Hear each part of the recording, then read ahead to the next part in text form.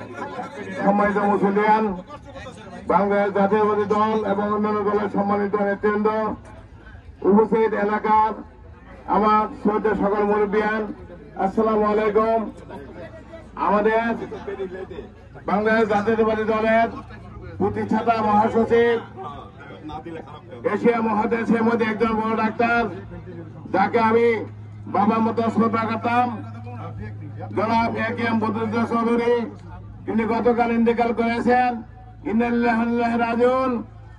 আমরা সকলে তার জন্য রুহের মাগফিরাত কামনা করব। আল্লাহ যেন তাকে বেঁচে নসিব করেন এবং তার পরিবার পরিজন সকলের আত্মীয় স্বজন দলের নেতা কর্মী যারা আমরা আছি সকলে এই শোক থেকে দেন আল্লাহ ধৈর্য দান আমাদের করার শক্তি দেন। এবং তিনি একজন অত্যন্ত ভালো লোক ছিলেন, তাকে আমি বাবার মতো শ্রদ্ধা করতাম। তিনি দলের থেকে এই সিনিয়র মুন্সিগঞ্জ একাডেমি থেকে বারবার এমপি মন্ত্রী সর্বশেষ সে বাংলাদেশের প্রেসিডেন্ট ছিলেন। তার জন্য আপনারা দোয়া করবেন, আমার জন্য দোয়া করবেন, আমি আপনাদের সকলের জন্য দোয়া করবো। আল্লাহ যেন তাকে বেঁচে নসিব করেন এবং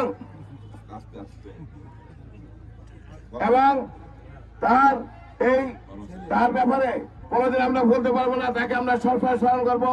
তিনি এমন একজন নেতা ছিলেন, জাতীয় নেতা, তার জন্য সবসময় দোয়া করবো আমরা।